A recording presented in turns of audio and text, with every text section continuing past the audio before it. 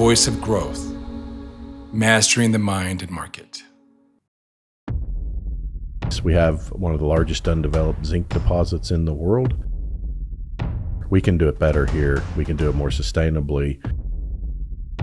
We did a lot of listening, a lot of early engagement with stakeholders. Did we do everything we could do to create that shared value? This is the largest private investment in the history of Southern Arizona. We did all the right things to generate shared value, transform a community, lift it up, and prepare it to thrive after these finite natural resources are exhausted. And that at the end of the day, it's still all about people. From coal to critical minerals, your background has spread the past 30 years in the mining industry, from being on the health and occupational safety side to now taking the helm of what I would say, and many would say, is the most advanced, most technologically sound mine in this beautiful community we have of Tucson. Give us an idea of when you heard that news of this potential mine that would be opening up in Tucson, well, south of Tucson. What went through your mind? Yeah, well, it's a chance of a lifetime. I mean, most of the people, certainly the mentors I grew up around in the mining industry, many of them never get a chance to do what we're doing. We've struggled to develop new mining operations in the U.S. in the last 20 or 30 years. It hasn't grown a lot in my career. And so to be able to come in and take everything you've learned over a 30-year career, whether it's around health and safety or environmental performance or, productivity, different ways of doing things, most of your roles you're brought in to create change, to affect change, positive change. And so you learn a lot, but you almost never get the chance to go to a place where you can try to get it right from the start. And that was the part that probably appealed the most, is the ability to take, 30 years of learnings and lessons, as well as those of our team, and try to create something new, something very different, present something to stakeholders that was very different, that kind of challenges those paradigms and things that are in people's minds about what mining is. And that's why we like to call it next generation mining. We believe we're trying to create something really different. And that's just a unique opportunity you almost never get. Yeah, for sure. For our audience, just so we have some context, tell us a little bit about what the mine is, what you're mining for, and why it's so important.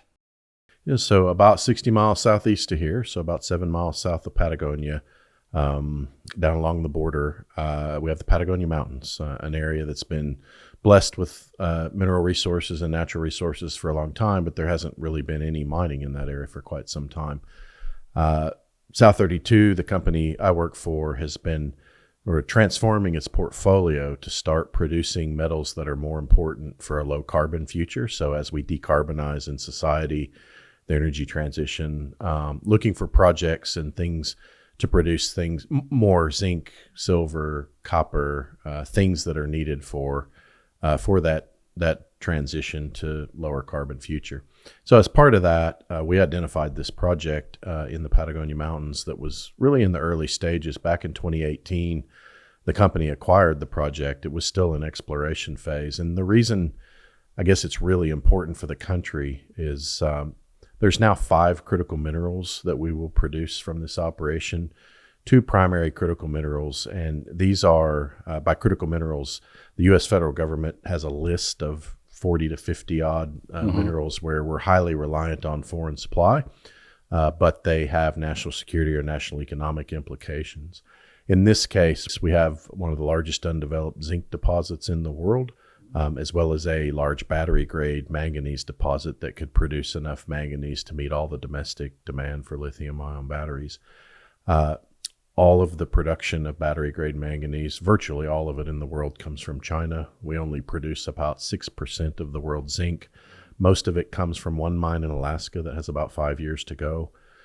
So they're minerals where we're increasing reliant on foreign supply at a time where we expect scarcity as well. Within 10 years, we think there'll be a 4 million ton shortfall in global zinc supply. To close that gap, you'd have to develop 3 projects this size every year for the next 10 years. And we haven't discovered zinc deposits of this scale in the last 10 to 15 years. So scarce, increasing reliance on foreign supply. So what this is about largely is onshoring critical mineral supply chains to reduce that national security and economic risk, but also to do it better. We can do it better here. We can do it more sustainably, not just our regulatory framework, but the way in which we can go about next generation mining. So we want to do it in a way that demonstrates a new way to do it, but also that demonstrates a new way for our host community to thrive and realize shared value from what we're doing, and grow the economy of Santa Cruz County, which is one of the more impoverished parts of the state. High unemployment. The per capita income's about 40% below the Arizona state average. So there's a real opportunity in the course of onshoring these critical mineral supply chains, addressing a national security risk, to also lift up a community that hasn't had economic development opportunities recently. I followed trends very closely, big global trends. And the first time I heard you speak was at an event at the Tucson Convention Center. And you were laying out the major points of this mine. And it was just checking all the boxes with all these major trends. The whole ESG aspect is huge, which includes the environmental impact, everything else behind that. The community aspect, the national security and critical minerals aspect, AI, autonomous. I mean, you're hitting a lot of different points here. Has there been much pushback that you've seen so far? Yeah, I think with any kind of mining or natural resource development like this, there's always going to be some. It's really, I think, our obligation and our job to present something different to the community and stakeholders, but also to listen. So we do a lot of community engagement, tribal engagement, and started really from day one, before the project was even being designed. And so I think not only is the project next generation from a technology and environmental footprint standpoint, but also we've tried to be next generation in how we work with stakeholders and how we listen and address concerns. Because there have been, I mean, if you think about the mining industry of the past, some of these concerns are absolutely justified. You know, some of what's gone on in the mining industry's past is no longer acceptable, and we have better ways of doing it. And so we did a lot of listening, a lot of early engagement with stakeholders. Part of it was getting input and understanding the cultural landscape, the biological landscape, and the community concerns and interests before we're designing the mine. Because when you get into the formal part of these processes of permitting a mine and you start doing public meetings, it's too late. Because you've already designed the mine. It's very hard to make changes at that point. So I think the lessons from the past are engage early and listen and get input and really understand your setting in every way, stakeholder, biological, cultural, and work to design a mine that avoids impacts, if at all possible. Where that's not possible, work with the community to mitigate impacts, and understand what's really important to them. So when we talk about shared value, that has to be driven by what the community views as shared value to them, and how, if they don't believe there's shared value, why would they want us there? And so doing a better job at listening and creating a project that better fits the concerns and interests of stakeholders has been another part of it. At the end of the day, there's always going to be some that don't want change and don't want this new activity. But we never stop working at it. We talk about a social license to operate, which is not the piece of paper you get from the state of Arizona or the federal regulators. It's not a piece of paper at all. But it's kind of a perpetual effort that we make to gain acceptance from stakeholders and keep working to produce a mining operation that the community can be proud of and realize value from. I was born in Tucson. I grew up in Douglas, which is, of course, very closely tied to Bisbee. That whole region was very affected by the mining industry, both in the positive domain that, that's how the city grew. At one time, Douglas was bigger than Tucson, a lot of economic activity. And of course, you go to Bisbee and, it's kind of a cool little funky place, but you've got that giant open pit. And so you have all these things sort of playing against that. And so when I heard about this mine opening up, before I even heard you speak, I was interested to understand what was happening. Tell us about the economic impact on what this will do, not necessarily just for your stakeholders, but also for the community at large? Yeah. So these operations are large job generators always, but I think what we've tried to be more thoughtful about in that shared value equation is ensuring that those most proximate to our operation are the primary beneficiaries, be it from jobs and career opportunities to taxes to social investment. So a few things. We will create 900 up to 900 jobs in an area that has near double-digit employment. Each of those jobs generates income equal to about double the household income in the county. The operation will be 20% of the total payroll of the county once we're up and running. So employment tends to be your really biggest uplift for the community. And so what we're trying to do, rather than import an experienced mining workforce from some other part of the country, that would still create jobs and it would still create economic activity, but we really want the people that live there today to benefit from those opportunities. So we've committed, by the time we're at full production, 80% of our workforce, at least 80%, will be existing residents of Santa Cruz County, so not imported workers. So we're about to embark on this really significant workforce development, workforce training exercise, really unlike any probably in the history of Southern Arizona, to home grow a workforce in Santa Cruz County. There's never been a skilled trades training program in the county. So if you want to be an electrician or a mechanical technician or any of that, you've got to come to Tucson, to Pima, or something like that. And so we're working with the Provisional College down in Nogales and Pima Community College to deliver those programs in Nogales so we can train local people. And the first program kicked off in August, which is the first skilled trades training program in the history of the county. The other thing is, in the early days of this project, it'll double the property tax revenue in the county. 60% of that goes to schools. And then we're also working with the town of Patagonia, the city of Nogales, and Santa Cruz County on what we're calling a community protection and benefits agreement. And this is where, if you think about Bisbee and places like that, one of the lessons from the past is you have to think about how this becomes a sustainable economy post-mining. This might run for 100 years. It might run for 70 years. It might run for 60 years. They tend to be long life assets, but it is a finite resource. And so what the industry and communities haven't done well is make sound investments while the benefits are flowing from a mining operation to ensure there's a sustainable economy to transition into. So there'll be an element of this agreement where we will provide some social investment for the long-term sort of post-mine vision of the community. So set aside some funds and invest wisely over however long the mine is there to create a sustainable economy, a workforce development ecosystem, everything to sustain the community so that you transition into, you attract additional business and industry and transition into a really strong economy once these resources have run their course. There'll also be supplemental environmental protections above and beyond what our permits require, guided by the concerns that the community has. So those are a few things we're doing. I think the Bisbees of the world, the lesson is think about the end at the start and start investing now for that sustainable economy and take advantage of this historic investment to create something sustainable and maximize employment for those that live in and around the operation.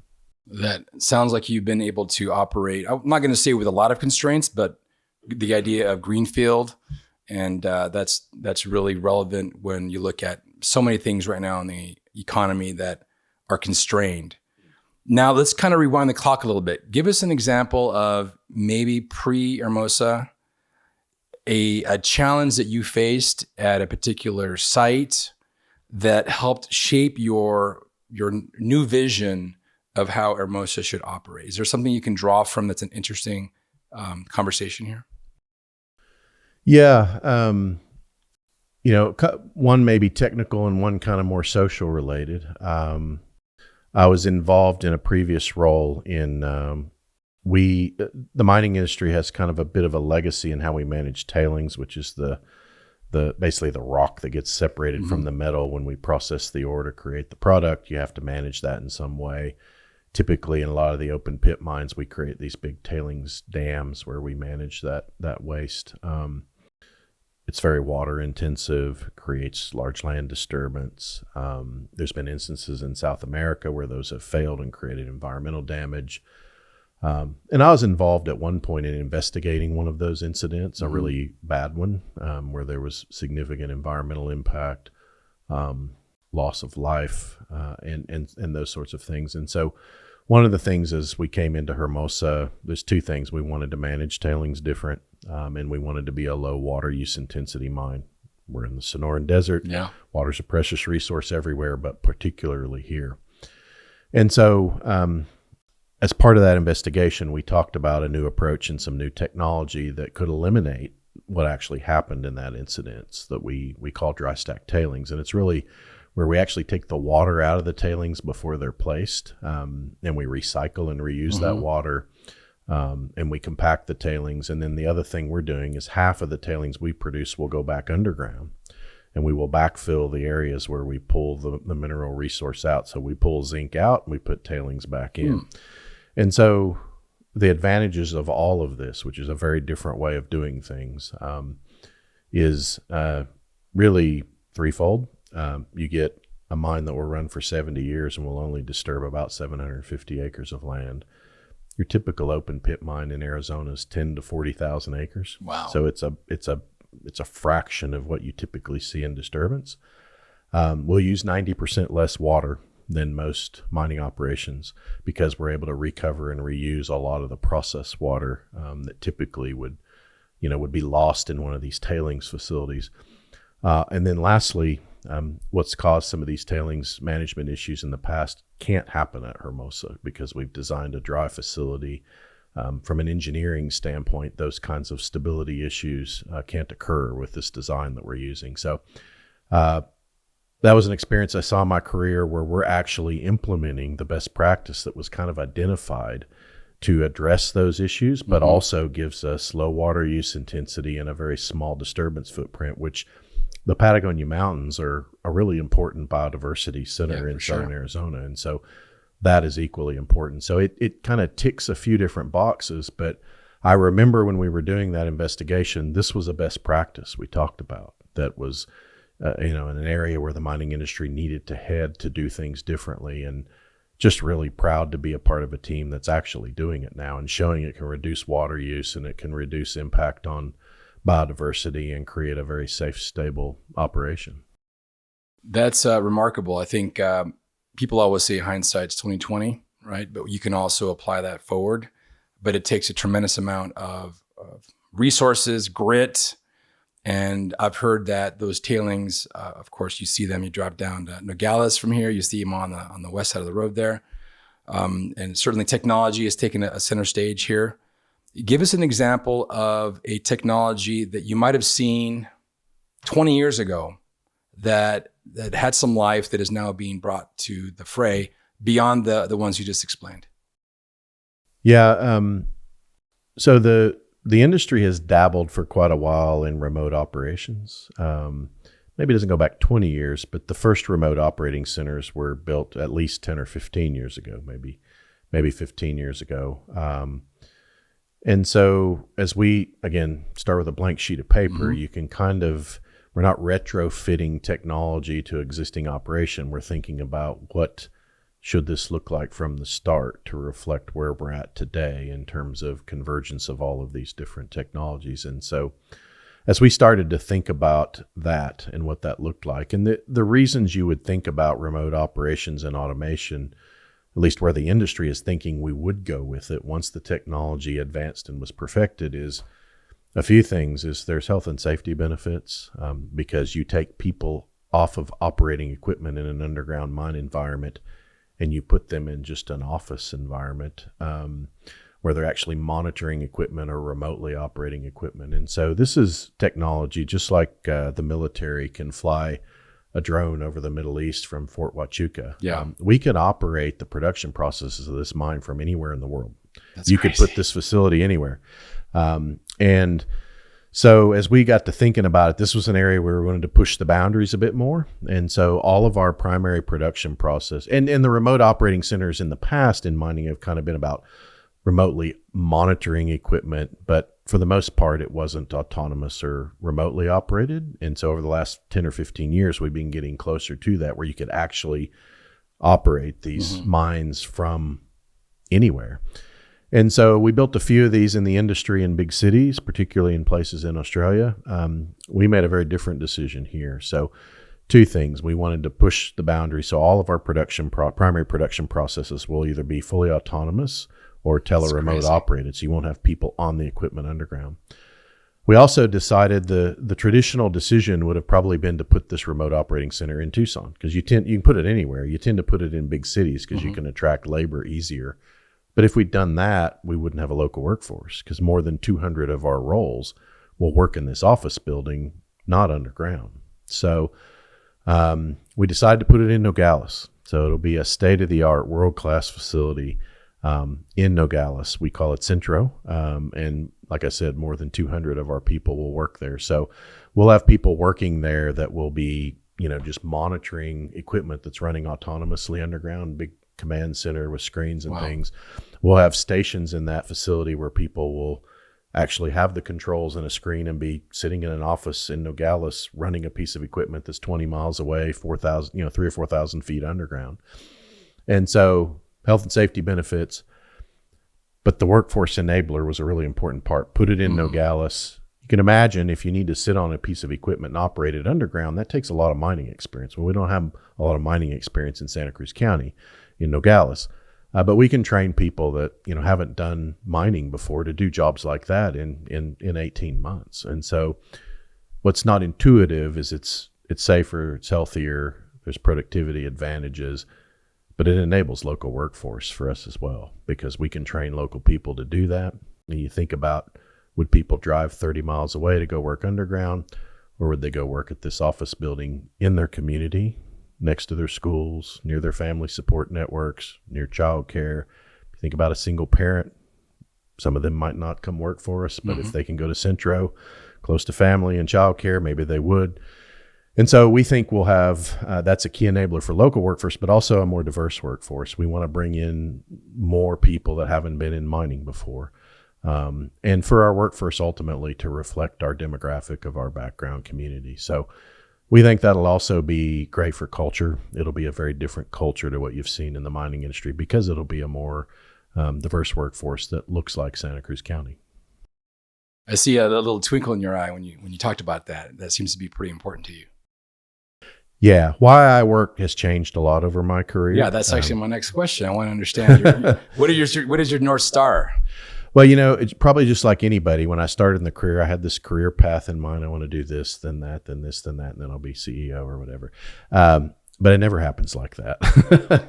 And, I had some experiences probably 10 years ago in my career where I learned a lot more about what this industry can do for people.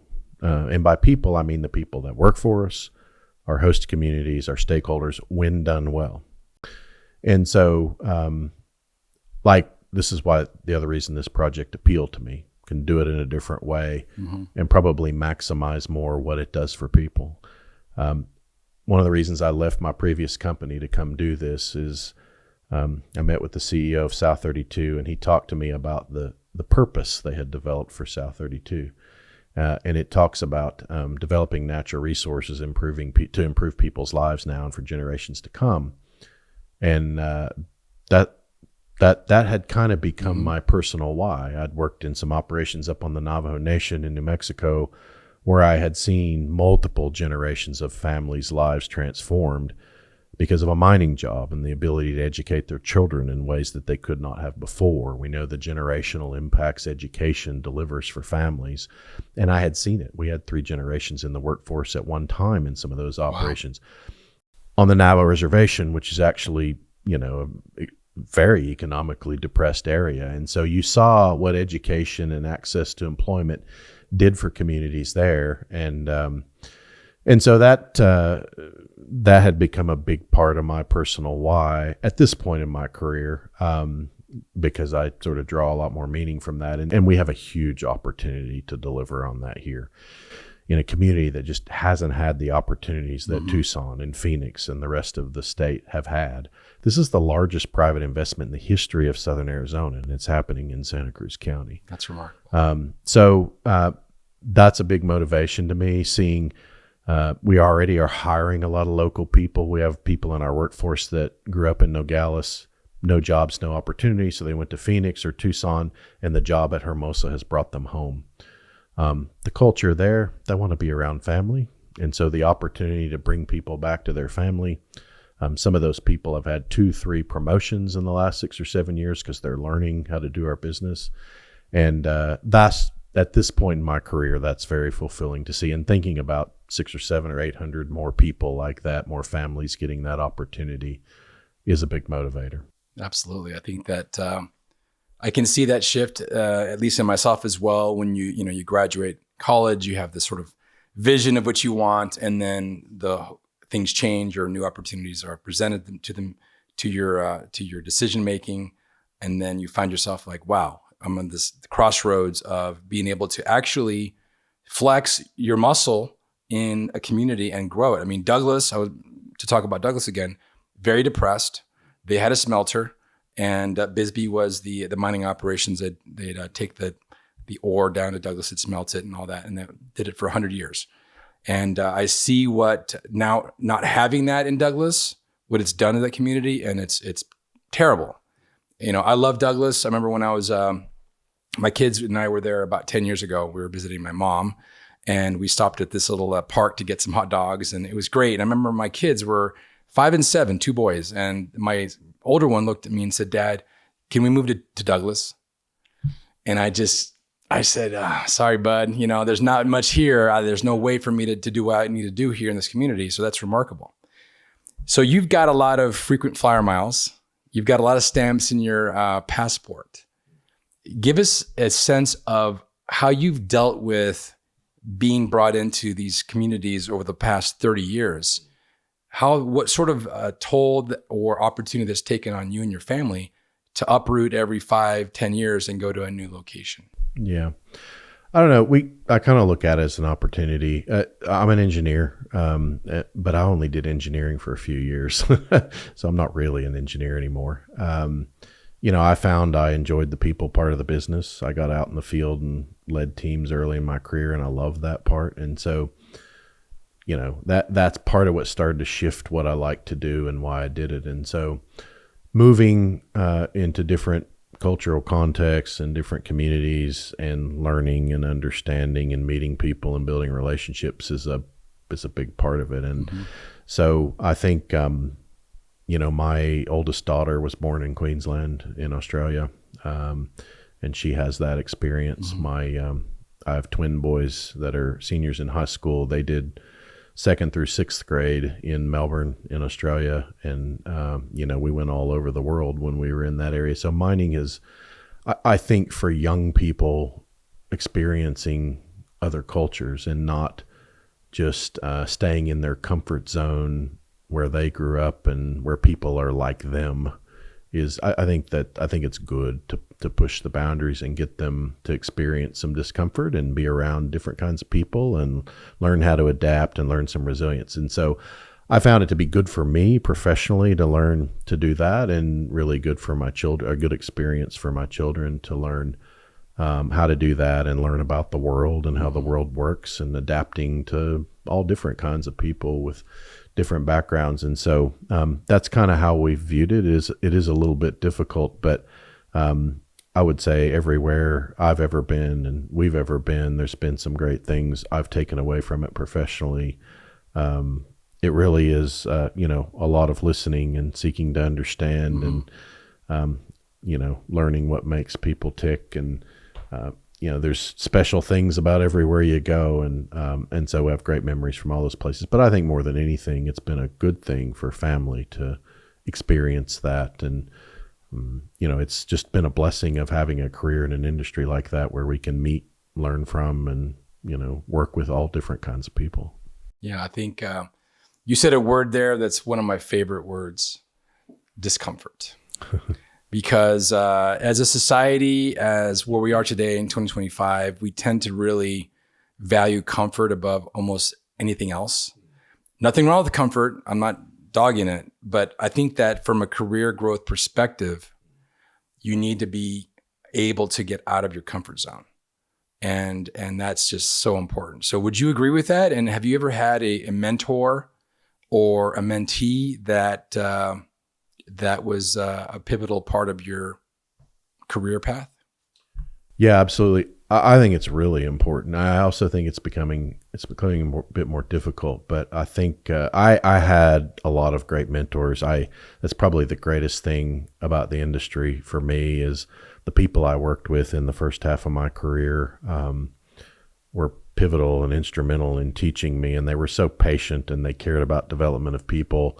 So that's important to me as well. But in one of those mentors and relationships, the discussion was very much when you get into a job that you really like and you kind of get in flow where you're like day to day, it's working well and you have less discomfort, you're probably not growing professionally. And that's about the time you need to break the circuit and do something different that gets you back out of flow and gets you into some discomfort so you can learn and adapt. And then when you get back in flow on that one, then do it again. And so I've tried to do that. It's why I kind of got out of engineering and branched into a lot of different things. I did an environmental role in the middle of my career. I'm thankful I did that. I did a lot of health and safety work. And so a lot of that was about getting out of flow. I led teams where I had no subject matter expertise whatsoever. And that's the other interesting thing, because you just learn about leading then, because you actually can't contribute anything from an expertise standpoint. But they need leadership, and so it really does sharpen and grow your leadership skills. So I have tried to do that a lot. I think where we get mixed up is discomfort is good, being out of flow is good, and learning how to get back in flow is good. I think sometimes it can go too far. We have to be mindful of stress and mental health challenges and work-life balance, and I think the industry's been very slow to recognize the importance of those things, and that those are equally as important as physical safety in the industry. And so I think not too much discomfort, because I think we have to be mindful that mental health and well-being is as important as physical health and well-being. And that's one of the things I'm probably most proud of in my last role in BHP, which is the company I worked with for 26 years before I came to Hermosa. I had health, safety, environment globally that I worked with a team on, and we introduced kind of the first global mental health framework, employee assistance programs, where we really started to try to elevate the focus on mental health to be equal with physical health. And so, yes, I think discomfort equals growth, but we also have to be mindful that we really manage mental health and well-being. So there's a line you got to walk there. But I do encourage people to get out of their comfort zone and specifically really grow the breadth. Learn more about the business. If you're an engineer, don't just do technical engineering work all the time. If you're an accountant, don't just do technical accounting work. Learn as much as you can in the interest of that. Yeah. That's great. All right. I have a magic phone here. I'm going to dial a number, and it's going to be Pat at 18 years old. What would you tell Pat at 18 years old there in Oklahoma or wherever you might have been? Yeah, I was born and raised in Oklahoma. I left Oklahoma at 18 years old to go to college and never went back. But he certainly wouldn't have believed what he was doing now. So I was really strong in math and science growing up. So I kind of always knew I wanted to be an engineer, but I didn't. There's no mining in my family, so I had no idea there was such a thing as a mining engineer. I actually went to school to be an electrical engineer and changed majors because of an experience with mining while I was in school. So I think probably is at that point I viewed my career as very technical and design and all the things you kind of do when you first go into engineering, and probably helpful to know early on that at the end of the day, it's still all about people. You can be the best engineer you can be smartest person in engineering school. You're going to probably fail if you don't figure out how to work with people well. That's where I was fortunate early in my career, having to go out into the field and be involved in leading teams. I kind of learned that really quickly, but I think I think, and it's also obviously why I enjoy the industry now, because of the positive impact it can have on people as well. But I think that was probably the biggest one, is be open-minded, because it's probably not going to go the way you suspected. When I changed my major to mining engineering, I think my parents probably wondered, what is he doing? Because I don't think they knew there was even such a thing. But have an open mind. It's probably not going to go the way you like. Be willing to take some chances, that discomfort thing. And at the end of the day, always think about the people. That's great. Have you heard of the butterfly effect? The butterfly Yeah. effect? Yeah. So tell us about that moment that changed your career, and I mean the whole trajectory of it, from being a double E to diving in feet first into the mining industry. Yeah. So as I said, I was really good in science and math. So I ended up going to, as a primarily an engineering school. It's Missouri University of Science and Technology. It used to be the old Missouri School of Mines, just like Colorado School of Mines, kind of an all engineering school. Both my parents were teachers. There was no mining in my family. But I thought I wanted to go into electrical engineering.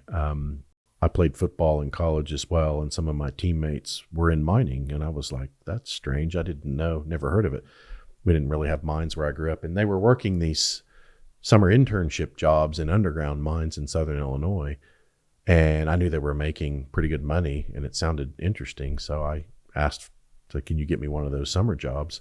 After one of my semesters at college, they're like, sure. So I went and worked underground in a mine in Southern Illinois, in a coal mine, actually. And I just got in my blood. I loved it. The technology and what they could do to underground mine this resource and produce it and then turn it into energy, I was just amazed. The machinery, the scale. But probably what I enjoyed the most was the sense of team underground. I had a team sports background. I played football. My dad was a high school football coach. I kind of grew up on the sidelines, and just the culture and the cohesiveness and how they relied on one another and help each other. And like that was kind of the culture in underground mines that I saw. It's like, that's kind of my comfort zone. I want to be an engineer in that industry. And so I went back and changed my major the next semester, and ended up going back and working every summer in one of those mines. And it just got in my blood in an entirely unexpected way. So in a matter of speaking, Pat, you're like the head coach of your own organization here. Yeah, I guess so. It is about leadership and helping people be successful, and strategy, just like the game plan. So to some extent, I never got to be a coach like my dad, but yeah, there are very similar aspects of it. And, there's a lot of what we do where team before self is really important, which is kind of the way I grew up in sports as well. Some people don't like the sporting analogy, but certainly it is all about a collection of people coming together, getting behind a vision, motivation, all the same things we talk about in sports as well. That's great. All right, I'm going to take that same phone. I'm going to dial some other numbers, and it's going to be Pat, 79 years old. And this time, instead of telling yourself something, now you're going to ask some questions of a 79-year-old Pat. Yeah, I mean, I think it's probably with the luxury of hindsight at that point of what we did at Hermosa. Did we do everything we could do to create that shared value? For me, a different outcome here when you look back on it 30 years from now, and I probably will never know what that is, but I think we have a lot of people that work in Hermosa that want a different kind of outcome. And so if you fast forward to that point, can you look back and say, we did all the right things to generate shared value, transform a community, lift it up, and prepare it to thrive after these finite natural resources are exhausted? Did it deliver on what it's meant to deliver to help our country thrive? And in doing so, did we help be a part of transitioning the mining to kind of a new era and a new phase where, we can get the support of more of our stakeholders because we're doing things differently and more responsibly? So we do things called post-implementation reviews on big projects and things. So I suppose it would probably be a lot of questions doing a post-implementation review of whether we got it right here or not. But we're trying. But yeah, just the thought of understanding what it might look like at that point and delivering on some of these objectives we have would, I think, be a big part of it. Got 2 more questions for you. Okay. First question is, what are some elements of leadership that you would either explain to somebody that is up and coming, or your twin boys or your daughter? What are some elements that to you, I mean, you've mentioned some of them already, but what are some things you would really convey to somebody who is looking to break into the career market in general? Yeah. I think one, we're always, and I think these are things we're always working on. I certainly haven't cornered the market or figured all these things out. And I think that in of itself is probably the biggest one, is you're always learning, and realize that leadership, it's a bit like how we talk about our pursuit of safety, is it's a never ending job, the learning part of leadership.